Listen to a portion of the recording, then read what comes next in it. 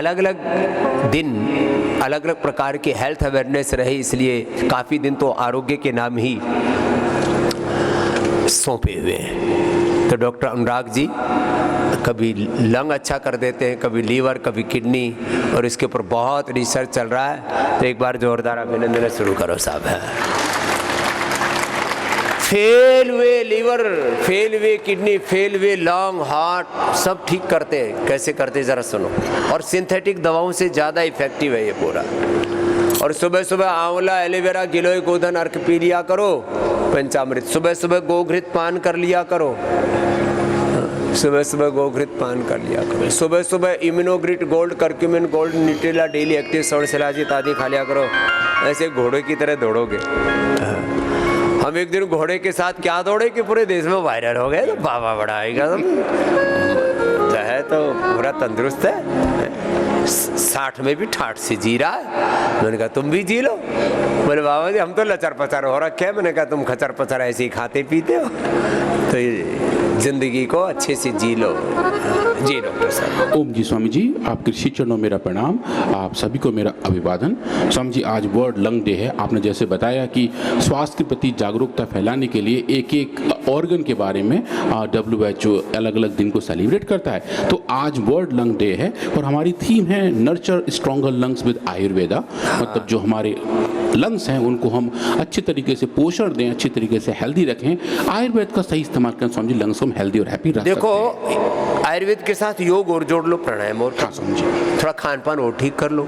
इतना पोल्यूशन है चारों तरफ धूल धक्कड़ सब गंदगी, और वो सब फेफड़े में जाती है। फिर ऊपर से आदमी और धुआं धक्कड़ कर दे लेता है। कोई सिगरेट पीने की आदत, किसी को और तम्बाकू की आदत, चारों तरफ AQI भारत में बरसात के समय तो थोड़ा ठीक रहता है, बाकी समय तो चारों तरफ एग्री वेस्ट का, इंडस्ट्री का, ऑटो मोबाइल का, चारों तरफ कंस्ट्रक्शन का, चारों तरफ धूल धक्कड़ धुआंधार मामला चल रहा है। और इसमें मझधार में तुम्हारी नैया ढोल रही है, पार लगेगी योग आयुर्वेद से, स्वासारी ब्रोनकोम से। बताइए तो आज हम बात करेंगे अनुलोम विलोम करो ना बैठे बैठे, कुछ तो कथा की तरह सुन रहे हैं। कर लो बाबू, कर लो मेरे बच्चे, अच्छे बच्चे हो, कर लो। तो स्वामी जी आज हम बात करेंगे हमारे आयुर्वेदिक औषधियों के बारे में जो लंग्स को अच्छी हेल्थ और अच्छी पावर देते हैं। ब्रोंकोम स्वसारी के बारे में स्वामी जी पूर्ण कुनबा है, स्वसारी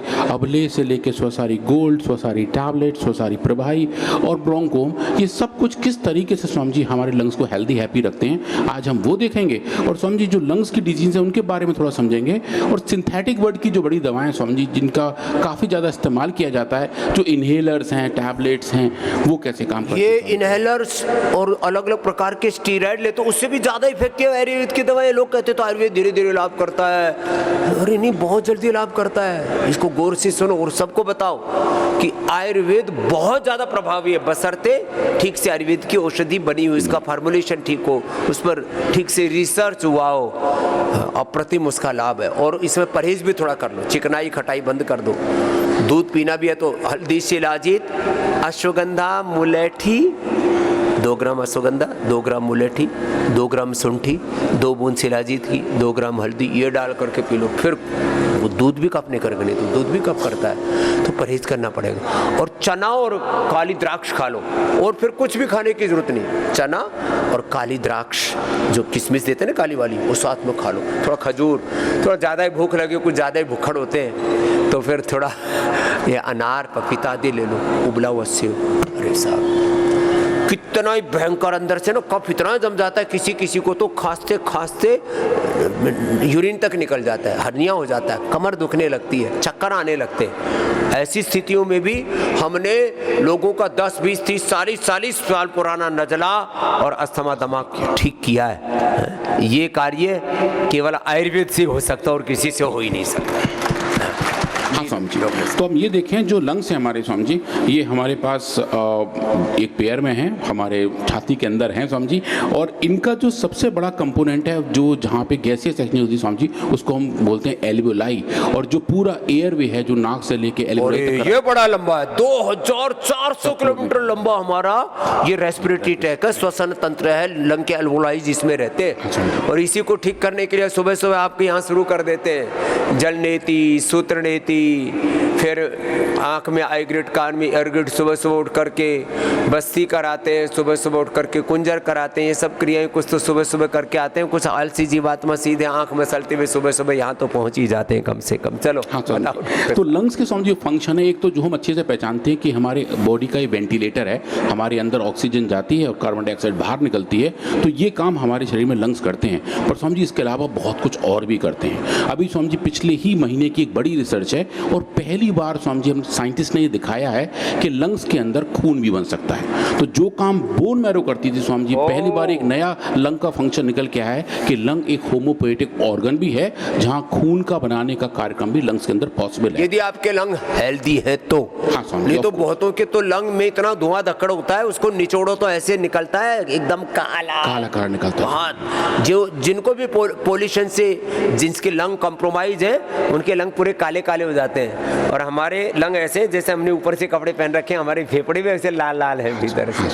और स्वामी जी फिर वो खून भी अच्छी क्वालिटी का बनाते हैं। मेरा हीमोग्लोबिन 17.5 इसीलिए स्वामी जी शायद इसीलिए है पिछले 30 सालों से। 30 साल से। तो स्वामी जी अभी जब ये स्टडी आई थी तो मैं अपनी टीम से बात कर रहा था, तो कह भी रहे थे कि जब लंग्स के अंदर इतने अच्छे खून बनते हैं तो शायद स्वामी जी के लंग्स इतने स्ट्रांग हैं क्योंकि इतना लंबा प्राणायाम करते हैं। पता लगा मेरा 17.5 हीमोग्लोबिन क्यों है। अब पता लग गया स्वामी जी 17.5 क्यों है, क्योंकि नए ब्लड सेल्स का बनना भी लंग्स के अंदर पॉसिबल है, और ये डिस्कवरी स्वामी जी अभी हुई है। पहले चूहों में ऐसा देखा गया था, पर इंसानों में स्वामी जी वैलिडेशन अभी आया है। नेचर पब्लिकेशन स्वामी जी भी है जो ये बता रहा है कि लंग्स के अंदर भी ब्लड बनता है, पहले बनता था, हमने अब ढूंढा है, अब हमने पहचाना बनता तो पहले से बनता था, तो पहचान अब हुई है। हाँ, अब पहचान हुई है स्वामी, तो डिस्कवरी उसकी अभी की है। उसके अलावा लंग स्वामी जी हमारे स्पीच के लिए जरूरी है, क्योंकि जो हम हवा बाहर निकालेंगे उससे आवाज आएगी, तो स्पीच के लिए, हार्मोन और ड्रग मेटाबॉलिज्म के लिए, और स्वामी जी टेम्परेचर रेगुलेशन का काम भी हमारे लंग्स के थ्रू होता है। और उसके साथ साथ स्वामी जी जो शरीर के अंदर है म्यूकस, वो सब लंग्स के थ्रू बाहर निकलती हैं। अब जो लंग्स की बड़ी बीमारियां स्वामी जी, अस्थमा है, सीओपीडी है, पल्मोनरी फाइब्रोसिस है, लंग कैंसर है, ट्यूबरकुलोसिस है, इन्फ्लुएंजा है, कोविड-19 स्वामी जी मतलब सब बीमारियों के सरताज वो भी लंग्स की बीमारी माने गए थे। और स्वामी जी सिस्टिक फाइब्रोसिस, माने लंग के अंदर फेफड़ों में सांस पूरा नहीं जाएगा तो ब्रेन नर्वस सिस्टम से लेकर के हड्डी पसली सब में दिक्कत आएगी, क्योंकि ऑक्सीजन तो प्रत्येक शैल की एक मूलभूत आवश्यकता है, और वो यदि रेस्पिरेटरी ट्रैक ठीक नहीं होगा तो सर्कुलेटरी ट्रैक तक पूरे ब्लड के माध्यम से ऑक्सीजन नहीं जाएगा तो पूरा शरीर ही जर्जरित हो जाएगा। हाँ समझे। तो अगर ये जो हमारे पूरा एयर पाथवे है, जो वायु मार्ग है स्वामी जी, उसका जो रास्ता है अगर वो कम चौड़ा होता जाए, जैसे स्वामी जी आजकल हाईवे पे अतिक्रमण हो जाता है, उसकी वजह से ट्रैफिक जाम लग जाते हैं, स्वामी जी वैसा ही इधर ही है कि अगर ये डायमीटर कम हो जाए तो स्वामी जी हवा के आने जाने फेफड़ों में ट्रैफिक जाम हो गया। हाँ, फेफड़ों के अंदर ट्रैफिक जाम हो जाता है स्वामी जी, हवा सही तरीके से नहीं पहुंच पाती, फेफड़े बिचे लगते हैं, छाती में दर्द ज्यादा हो जाता है स्वामी जी, और घुटन सी रहती है, घुटन लगती है स्वामी जी, और हर बार बोलने से पहले गहरी सांस खींचनी पड़ती है, लंबी सी सांसें लेते हैं। उसके बाद ही स्वामी जी अंदर हवा जा पाती है। ये अस्थमा के लक्षण है, इसको स्वामी जी एम्फाइसीमा कहते हैं, और ये बताता है कि जो सूजन है वो दिक्कत पैदा कर रही होती है। तो स्वामी जी ऐसा दिखता है कि ये नॉर्मल एयरवे है, ये इसका स्वामी जी व्यास है जो जैसा कि नेचर ने बनाया है, और ये स्वामी जी वो वाला एयरवे है जहाँ पे अस्थमा है। तो अब देखें स्वामी जी आने जाने का रास्ता है वो संकुचित हो गया है, मसल्स टाइट हो गई हैं, एयरवे के अंदर स्वेलिंग हो गई है, और उसके अंदर स्वामी जी म्यूकस बढ़ जाता है, तो और दिक्कत हो जाती है, क्लॉगिंग हो जाती है, और फिर लंग्स के पास स्वामी जी डिफिकल्टी होती है हवा को अंदर बाहर करने में, छाती स्वामी जी टाइट लगती है। ये नॉर्मल कंडीशन है, ये अस्थमा की कंडीशन है, और यही स्वामी जी बीमारी का एक बड़ा कारण है। पूरे दुनिया में लगभग 200 मिलियन लोगों को को ये बीमारी है। और स्वामी जी जिस तरीके से पॉल्यूशन बढ़ रहे हैं, जिस तरीके से हमारा खान पान बदल रहा है स्वामी जी, इसके नंबर बढ़ने के और ज़्यादा रिस्क बढ़ते जा रहे हैं। और ये स्वामी जी ट्रिगर्स हैं, अस्थमा होता क्यों है उसके स्वामी जी ये इतने सारे कारण हैं। फ्लू है, इन्फेक्शंस हैं, तंबाकू का स्वामी जी स्मोक है, डस्ट माइट है स्वामी जी, ये एक बड़ा कारण है जिसको हम इग्नोर कर देते हैं कि हमारे आसपास छोटे और छोटे। ये डस्ट माइट तो घर के पर्दों से लेकर के, बेडशीट से लेकर के, तकिए से लेकर के, माने हमारे bathroom, dining room, drawing room, सब जगह है। सब जगह होते हैं स्वामी जी। तो इनका स्वामी जी इनकी सफाई होना बहुत जरूरी है स्वामी जी, इसलिए वैक्यूम और कई दिन से घर बंद है और ऊपर से पंखा चला, उसमें से कई तरह के धूल धक्कड़ चढ़ते हैं स्वामी जी, या एसी बंद हो और तभी एसी बंद है। और मैंने देखा एक आत्मा को, वो बेचारी आत्मा बीमार पड़ गई और पता लगा एसी बंद था महीने भर से, और उसमें जा करके बैठे और सारा प्रसाद उसी में उतर गया भीतर। अच्छा, वो दिक्कत होगी स्वामी जी। पर ये है कि ये सब ऐसे इन्फेक्टिव एजेंट्स हैं जो वहाँ पे होते हैं, एयर पॉल्यूशंस हैं। और स्वामी जी एक और जो तरीका दिख रहा है वो स्वामी जी कॉकरोचेस भी हैं। कॉकरोचेस जो घर में होते हैं स्वामी जी, वो अपने शरीर से छोटे छोटे पार्टिकल ड्रॉप करते रहते हैं, वो पार्टिकल हवा के साथ हमारे लंग्स में जाते हैं और अस्थमा का एलर्जी पैदा करते हैं। हमने स्वामी जी कॉकरोच के बॉडी के सरफेस के एक्सट्रैक्ट यूज कर रहे हैं, एनिमल्स को हम वो दे रहे हैं, उनके अंदर कॉकरोच की बॉडी से पैदा होने वाला अस्थमा देख रहे हैं। और स्वामी जी ब्रोंकोम की एफिकेसी उसमें बहुत ही जबरदस्त दिखाई दे रही है। तो स्वामी जी जो भी तरीके हैं जिनकी वजह से अस्थमा होता है स्वामी जी, अगर उन पे काम करें तो फिर स्वामी जी अच्छे तरीके से इस बीमारी को समझ सकते हैं और रेगुलेट कर सकते हैं। अब अस्थमा भी स्वामी जी कई टाइप का है, एक ईस्नोफिलिक अस्थमा है, एक नॉन ईस्नोफिलिक अस्थमा है। मतलब शरीर के अंदर जो ईस्नोफिल्स है उनके लेवल बढ़ जाएं तो वो स्वामी जी फूस का कारण बनते हैं, और जो दूसरा है वो स्वामी जी उसके अंदर अलग टाइप के सेल्स का लेवल बढ़ते हैं, जिसको हम TH1 और TH2 न्यूट्रोफिलिक इन्फ्लेमेशन के नाम से भी जानते हैं। तो इन सब के अपने अपने तरीके हैं। आज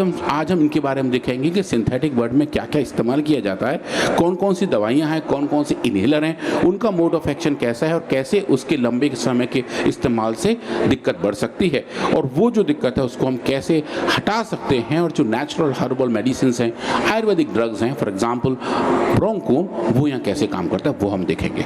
तो ये इनहेलर वाली मेडिसिन हैं जिनको हम इनके अलग अलग क्लास हैं सर। एक तो है SABD शॉर्ट एक्टिंग ब्रोंकोडायलेटर्स, और एक है LABD लॉन्ग एक्टिंग ब्रोंकोडायलेटर्स। मतलब जो वायु मार्ग है उसका जो डायमीटर कम हो रहा है उसको चौड़ाई करने वाला काम, अगर वो शॉर्ट ड्यूरेशन को हो तो यहाँ पे, और लॉन्ग ड्यूरेशन को तो यहाँ पे। और फिर इनके भी अपने सब क्लासेस हैं, लाबा लामा मतलब लॉन्ग एक्टिंग मस्करनिक एंटागनिस्ट, और लाबा लॉन्ग एक्टिंग बीटा एगनिस्ट जिनको हम लाबा कहते हैं, और जिनके शॉर्ट वर्जन यहाँ पे भी हैं। तो इनकी अलग अलग क्लासेस हैं कि किस तरीके से उस मोड ऑफ एक्शन को अचीव किया जा रहा है। और ये जब ये दवाएं काम नहीं करती हैं तो उसके बाद दिया जाता है कॉर्टिकोस्टेरॉइड, जिनको ICS कहते हैं, इनहेलेंट कॉर्टिकोस्टेरॉइड, मतलब जिनको हम अपने इनहेलर में इस्तेमाल करते हैं। और ये सब दवाएं जनरली इनहेलर के तौर पे आती हैं, और जो लोग इनका यूज़ करते हैं वो सालों साल इनका इस्तेमाल करते रहते हैं।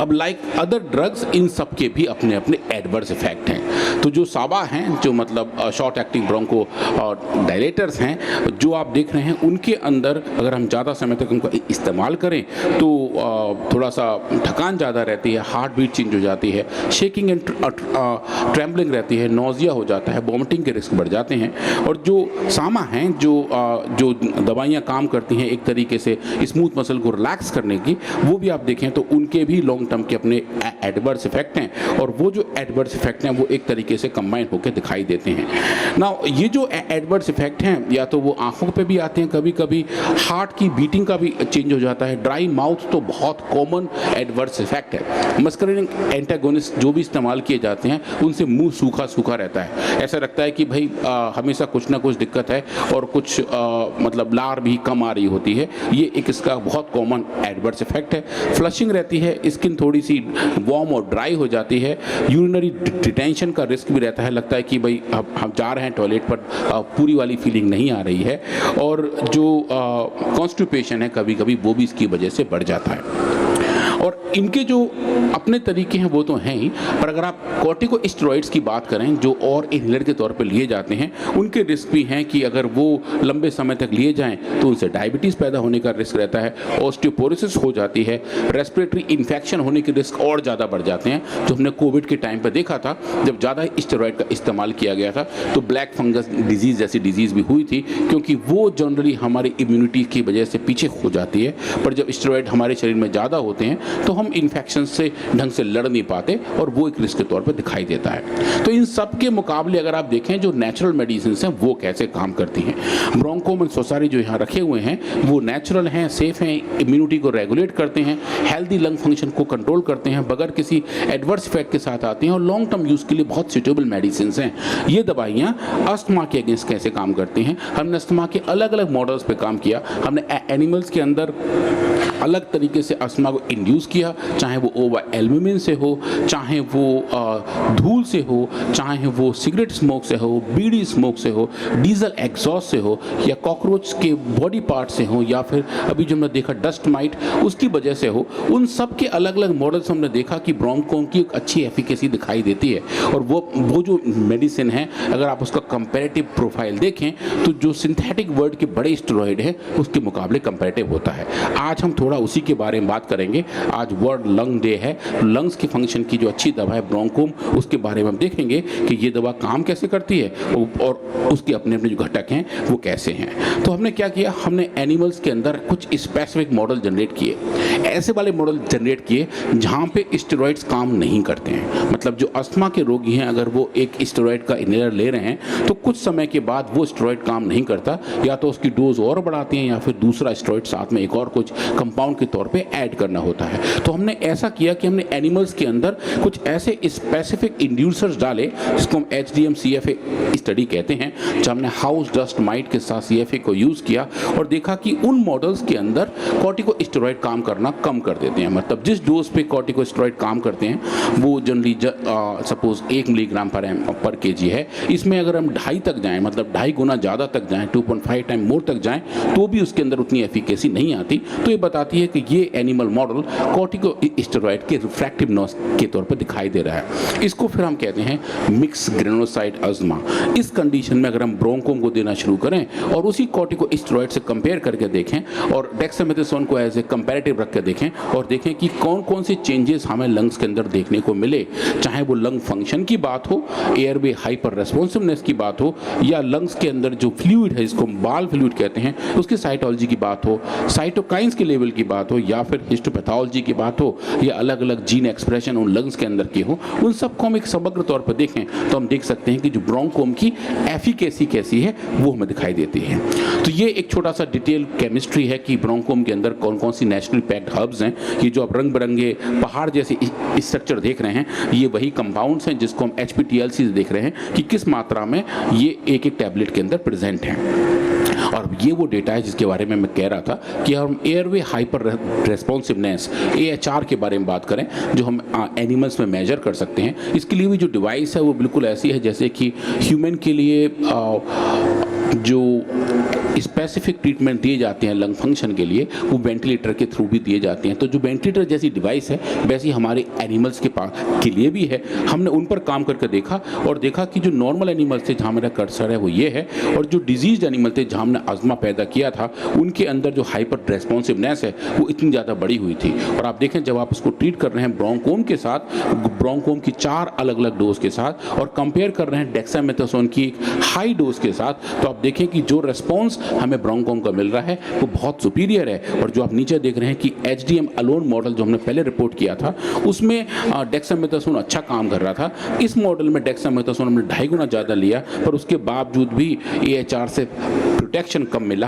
पर ब्रोंकोम की जो अपनी एफिकेसी थी वो उतनी ही बरकरार रही। और जो हमें बताती है कि ब्रोंकोम एक ऐसी औषधि के तौर पे इस मॉडल में दिखाई दे रहा है जो लंग फंक्शन को अच्छा कर सकता है। और जो बहुत कंपैरेटिव वाली बात है कि जो सिंथेटिक वर्ड के स्टेरॉइड्स हैं वो जो काम इस मॉडल में नहीं कर पा रहे वो वाला काम ब्रोंकोम कर पा रहा है। और ये सर एक ऐसी वाली बात है जो शायद अब तक आयुर्वेद के क्षेत्र में पहली बार देखी गई है। इसलिए मैं आप सबसे रिक्वेस्ट करूंगा कि एक बार जोर से ताली बजा लेते हैं कि हम ब्रोंकोम की एक ऐसी एफिकेसी देख पा रहे हैं जो अभी तक कहीं भी रिपोर्टेड नहीं हुई थी।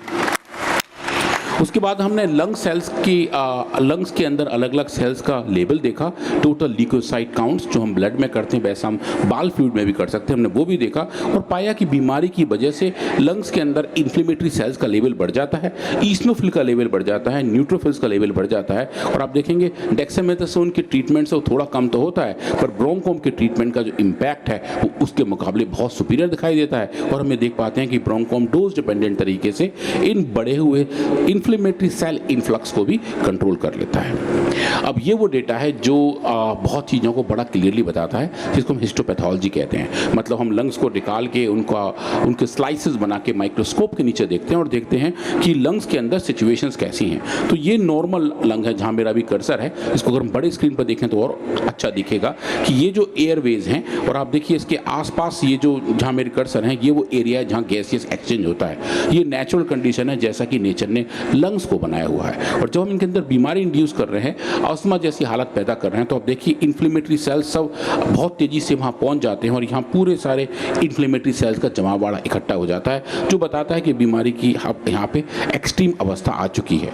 नीचे ये जो है ये डेक्सामेथासोन का है, यहाँ आपको थोड़ी रिकवरी दिखाई दे रही है, पर इन्फ्लेमेशन अभी भी है। और ये देखिए ब्रोंकोम की 4 डोजेज हैं। ये ब्रोंकोम की जानबूझकर दी गई बहुत कम मात्रा है, क्योंकि जो हम बात करते हैं डोज डिपेंडेंसी की, टाइम डिपेंडेंसी की, उसके लिए ब्रोंकोम की ह्यूमन डोज की लगभग 20 गुना कम, 10 गुना कम डोज हम दे के देखते हैं। तो अब देखिए इसमें कुछ ज़्यादा इम्पैक्ट नहीं पड़ता है। पर जैसे जैसे आप ये डोज बढ़ाते जाते हैं, ह्यूमन डोज के आसपास पहुँचते हैं, तो आप देखेंगे एक अच्छी रिकवरी दिखाई देती है। वो जो एरिया पूरा एक तरीके से कंजेस्टेड हो गया था वो खुलने लगता है और एयरवे सैक्स बड़ा अच्छे से दिखाई देने लगते हैं। और इसके साथ साथ अगर हम ये भी देखें कि इन लंग्स के अंदर गॉबलेट सेल्स, मतलब ऐसी सेल्स जो म्यूकस सिक्रीट करती हैं, और अस्थमा के दौरान म्यूकस का लेवल ज़्यादा बढ़ जाता है, तो ये जो सेल्स है इनका मेटाप्लेजिया होता है। तो आप देखिए नॉर्मल कंडीशन में ये ऐसे हैं, डिजीज कंडीशन में खूब सारे इकट्ठे हो गए हैं जो पर्पल कलर का स्टेरिंग दिखा रहे हैं, और आप जब उसको ट्रीट कर रहे हैं ब्रोंकोम से तो ये भी अच्छे तरीके से रिकवर होता हुआ दिखाई दे रहा है। इसके बाद हमने लंग्स के अंदर देखे साइटोकाइंस के लेवल, जैसे स्वामी जी बता रहे थे कि हमारे शरीर के अंदर इन्फ्लेमेशन अगर थोड़ा थोड़ा भी बना रहे तो वो लंग्स के साथ साथ पूरे शरीर को भी परेशान करता है। तो हमने लंग्स के अंदर इन्फ्लेमेटरी साइटोकाइन, इंटरल्यूकिन 4, इंटरल्यूकिन 5, इनके लेवल भी देखे और पाया कि इन लंग्स के अंदर इनके लेवल बीमारी के दौरान बढ़ गए थे। ये नॉर्मल कंडीशन है, ये डिजीज कंडीशन है, और आप देखिए ब्रोंकोम के ट्रीटमेंट से ये बहुत ही सुंदर तरीके से डोज डिपेंडेंट तरीके से नॉर्मलाइज हो गए और जैसे नेचुरली होना चाहिए था वैसे हो गए थे। हमने इनके साथ TNF अल्फा, IL-6 और IL-1 बीटा को भी देखा और पाया कि इनके अंदर भी ऐसी चेंज पाए गए थे। अब फिर इसके साथ साथ इनके पीछे के जो जीन एक्सप्रेशन है, प्रोटीन के साथ साथ जीन एक्सप्रेशन को भी नापा, और जो बात है कार्यकारी सिद्धांत की, मोड ऑफ एक्शन की, उसकी वजह से हमने ये देख पाए कि जो इन साइटोकाइन के प्रोटीन लेवल कम हो रहे थे, रेगुलेट हो रहे थे, वो उसके जीन लेवल तक जा रहे थे, उनके mRNA एक्सप्रेशन लेवल भी उतने ही मॉड्यूलेट हुए थे।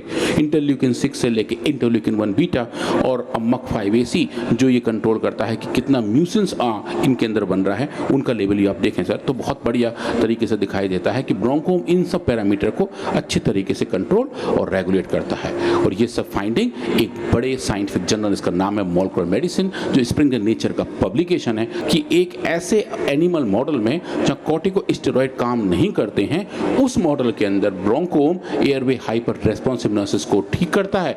इन्फ्लेमेशन के साथ साथ जो एयरवे की रीमॉडलिंग है वो भी अच्छी तरीके से हो जाती है। तो ये बड़ी वाली फाइंडिंग है, इसके लिए एक बार पुनः जोर से ताली बजा लेते हैं, और जो हमारी साइंटिस्ट की पूरी टीम है उनके उत्साहवर्धन के लिए आपकी तालियों की बहुत अच्छी ज़रूरत रहेगी।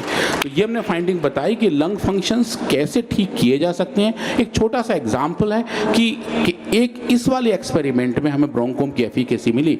उसके अलावा हमारे पास लगभग 8 अलग अलग एनिमल मॉडल्स हैं जहां हम लंग डिजीज़ की बात कर रहे हैं, और जो लंग डिजीज़ के अपने अपने इश्यूज़ हैं उनको वो ठीक करने का काम ब्रोंकोम और सोसारी से किया जा सकता है।